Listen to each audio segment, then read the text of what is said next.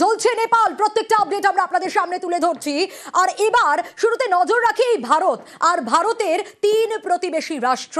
আমরা দেখেছিলাম শ্রীলঙ্কায় কি ভয়াবহ অবস্থা হয়েছিল, কিভাবে জ্বলছিল শ্রীলঙ্কার, তারপর বাংলাদেশের সেই গণ অভ্যুত্থান আমরা দেখেছিলাম, আর তারপর শ্রীলঙ্কা বাংলাদেশের পর এবার নেপালেও ঠিক কি পরিস্থিতি তৈরি হয়েছিল প্রত্যেকটা মুহূর্তের আপডেট আমরা দেখছি।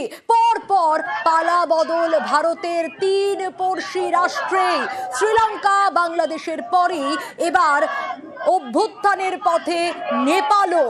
একই ধাঁচে ছবিটা কিন্তু একেবারে একই রকম মনে হচ্ছে কোথাও গিয়ে। বিদ্রোহের সামনের সারিতে কারা দাঁড়িয়ে রয়েছে এই তিন পড়শি রাষ্ট্রের ক্ষেত্রেই বিদ্রোহের সামনের সারিতে যুবরা, জেন জি। বাংলাদেশের সেই সময়কার ছবি, জুলাই আন্দোলন, আজ থেকে 1 বছর আগের সেই ছবি, যেভাবে বাংলাদেশ জ্বলছিল সেই সময়ের ছবি আপনাদের দেখাচ্ছি। কিভাবে মুজিবুর রহমানের মূর্তি ভাঙা হচ্ছিল সেই ছবি আপনাদের দেখাচ্ছি। এবং এই যে মুজিবের মূর্তি ভাঙা হচ্ছে, এই যে গণ অভ্যুত্থান, সেখানেও সামনের সারিতে যুবরাই। এবং যে ছবি দেখাচ্ছি, শ্রীলঙ্কার ছবি দেখাচ্ছি আপনাদের, কলম্বোয় রাজাপক্ষের মূর্তি ভাঙা হয়েছিল।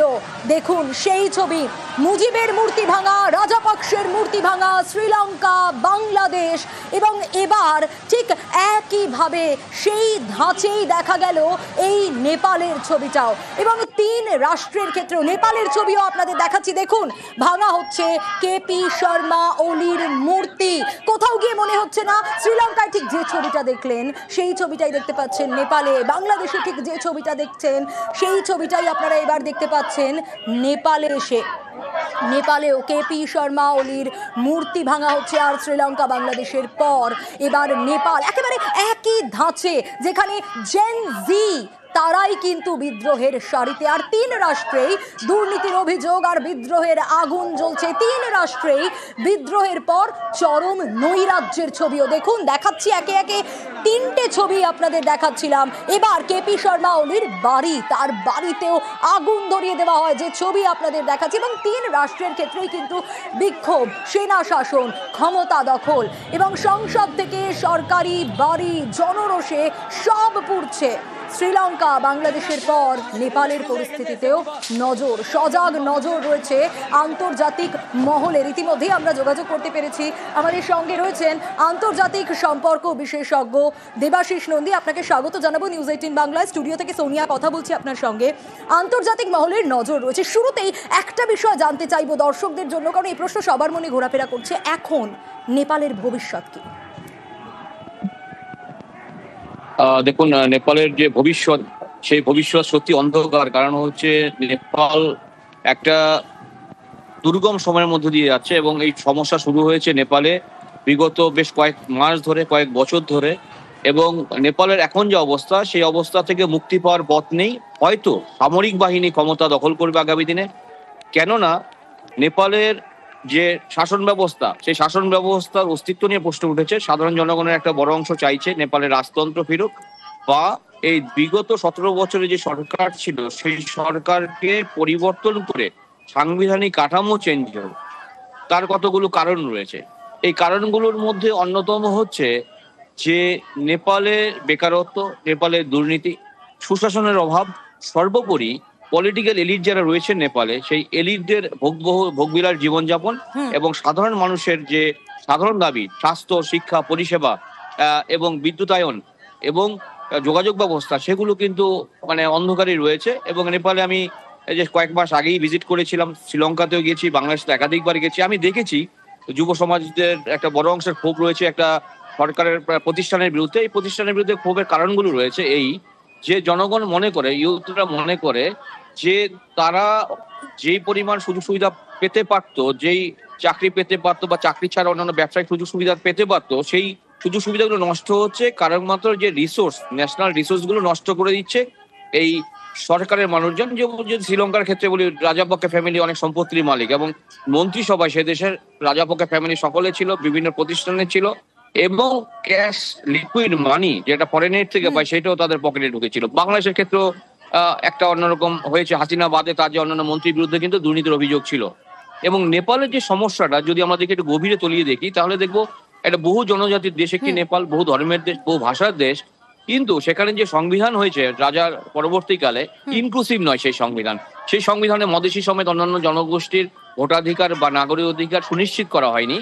ফলত সেখানে একটা বড় অংশের মানুষের মনে ক্ষোভ সৃষ্টি হয়েছে, আবার একটা অংশের মনে সৃষ্টি হয়েছে নেপালে যে ধর্মনিরপেক্ষতা নিয়ে, এই ধর্মনিরপেক্ষতার মানে একটা উদার রাষ্ট্রের পরিচায়ক।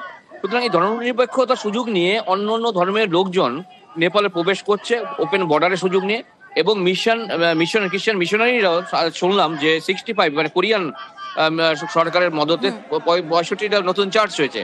এছাড়া demographic change, religiously demographic change হয়েছে, ফলে সাধারণ জনগণ কনসার্ন। আরেকটা কনসার্নের বিষয় হচ্ছে সেখানে যে নেপালে যে একটা বড় অংশের রেভিনিউ আসে হচ্ছে রেমিটেন্স থেকে।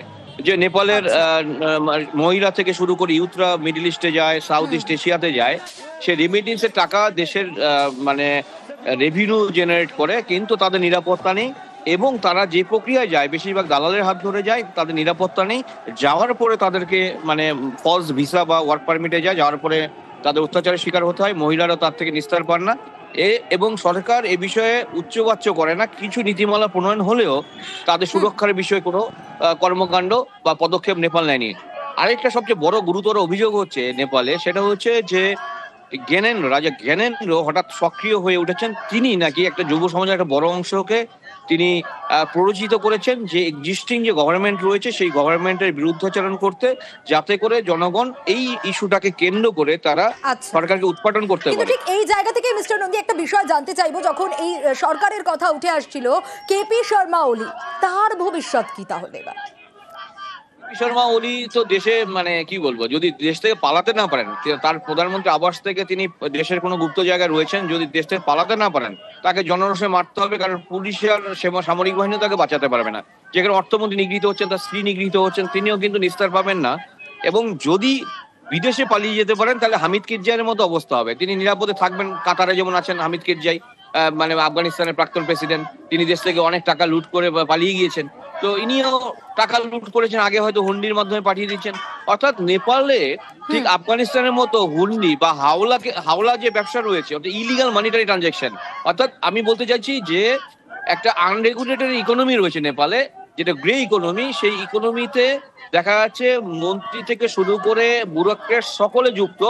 এবং আমি নেপালে গিয়ে যেটুকু জানতে পেরেছি, কিছু কিছু অধ্যাপক এই কথাও বলেছেন যে তাদেরকে ভালো কিছু পোস্ট পেতে হলে তো টাকা দিতেই হয়। ইভেন যে ডিপ্লোম্যাটিক সার্ভিস, অর্থাৎ নেপালে কেউ অ্যাম্বাসেডর হয়ে জাপানে যাবেন কিংবা ডেনমার্কে যাবেন, সাউথ কোরিয়া যাবেন, এবং সেইটা হওয়ার জন্য তাদেরকে সরকারের ক্লোজ হতে হবে। এবং সেখানে এই আমাদের দেশের ফরেন সার্ভিসের ক্যাডার হয় যে সেরকম কোনো নির্দিষ্ট ব্যাপার নেই, এবং সেখানে টাকার বিনিময়ে তারা অ্যাম্বাসেডর হতে পারেন, নেপালি রুপিস 1 থেকে 1.5 কোটি টাকার বিনিময়ে। বুঝতে পারছেন, এন্টার ডিপ্লোমেসি থেকে শুরু করে যেখানে বিদেশিরা দাঁড়িয়ে থাকে। আর যখন এই কথাই আসছে মিস্টার নন্দী, আরেকটা বিষয় জানতে চাইবো। আমরা দেখলাম শ্রীলঙ্কা, বাংলাদেশ আর তারপর নেপাল, একেবারে পর পর পালা বদল হলো ভারতের 3 পড়শি রাষ্ট্রে। আর শ্রীলঙ্কা বাংলাদেশের পথেই এই অভ্যুত্থান নেপালেও। কোথাও গিয়ে পর পর এরকম ঘটনা, কোথাও গিয়ে কি শক্তিধর কারো হাত রয়েছে? কি কারণ এটা? তো শ্রীলঙ্কা ডেপ ট্র্যাপে পড়েছিল চায়নার জন্য, চায়নার কাছ থেকে প্রচুর লোন নিয়েছিল, রিপে করতে পারেনি। হাম্বান্তোতা হয়েছিল, হাম্বান্তোতা এয়ারপোর্ট এবং সিপোর্ট, সেখানে কোনো প্লেনও আজ পর্যন্ত বিদেশি প্লেন নামেনি, বন্দরে কোনো বিদেশি জাহাজ আসেনি। এবং কলম্বো সিপোর্ট তৈরি করেছে, সেটাও টাকা দিতে পারেনি, চায়নারা ওটা লিজে নিয়ে নিয়েছে 99 বছরের জন্য। এবং জনগণকে চাকরি দিতে পারেনি, দ্রব্যমূল্যের ঊর্ধ্বগতি ছিল, ইনফ্লেশন ছিল, এবং পাশাপাশি চাকরিহীনতা ছিল শ্রীলঙ্কাতে। কলম্বোতে জানুয়ারিতে গেছি, আপনি জানেন একটা জলের বোতল 500 ml যে 10 টাকা দিয়ে কিনে আমি 290 টাকা দিয়ে কিনেছি। ব্রেকফাস্ট একটা ভালো হোটেলে 3000 টাকা লাগে, মানে ধরা ছোঁয়ার বাইরে। এইটা একটা কারণ। আর বাংলাদেশে হাসিনা বাদে তার যে মন্ত্রিসভা সদস্যরা, সাগরেদ যারা রয়েছে, তার যারা অনুগামীরা রয়েছে, প্রচুর দুর্নীতি করেছে, ক্ষমতার অপব্যবহার করেছে। এবং হাসিনাকে দোষী করা যায় এই কারণে, তাকে আমরা শ্রদ্ধা করি, তার বাবাকে শ্রদ্ধা করি, বিশ্ববরণ্য নেতা, কিন্তু তিনি কিন্তু শেষ 2 টার্মে বিরোধীদের নির্বাচনে অংশগ্রহণ করতে দিতে দেননি। এবং এরপর ওয়েস্টার্ন মানে ওয়ার্ল্ড থেকে শুরু করে আমেরিকা কিন্তু এর বিরাগভাজন হয়েছেন। এবং আমরা যতই মানে হাসিনাকে সমর্থন করি না, নিরপেক্ষভাবে যদি বলি, তাহলে দেখবো যে তিনিও কিন্তু গণতন্ত্রকে পদলোদিত করেছেন। আবার নেপালে যারা 17 বছর ধরে শাসন ব্যবস্থায়, যে 13টি সরকার এসছে 2008 থেকে রাজতন্ত্র উৎপাদনের পরে, লাস্ট 17 বছর 13টি সরকার এসে, এবং কেউই পূর্ণাঙ্গ সময়ে সরকারে থাকতে পারেনি, এবং কেউই জনগণের মূল দাবিগুলোকে অ্যাড্রেস করতে পারেনি, চাকরি দিতে পারেনি। এবং গণতান্ত্রিক প্রক্রিয়া যে অংশগ্রহণকে সুনিশ্চিত করতে পারেনি, ফলত জনগণ মানের মধ্যে ক্ষোভ ছিল এবং যুব সমাজ মানে আরো উদ্বুদ্ধ হলো যখন 26টি সোশ্যাল মিডিয়ার অ্যাপকে বন্ধ করা হলো। এর মধ্যে দেখুন এর সাথে কিন্তু কর্মজীবিকা জড়িত, কারণ হচ্ছে গণতন্ত্র তো একটা পার্ট, সোশ্যাল মিডিয়ার মাধ্যমে তারা সরকার বিরোধিতা করতে পারে, কিন্তু পাশাপাশি তারা অনেকে রিল তৈরি করে, কন্টেন্ট তৈরি করে, তারা ইনকাম করে।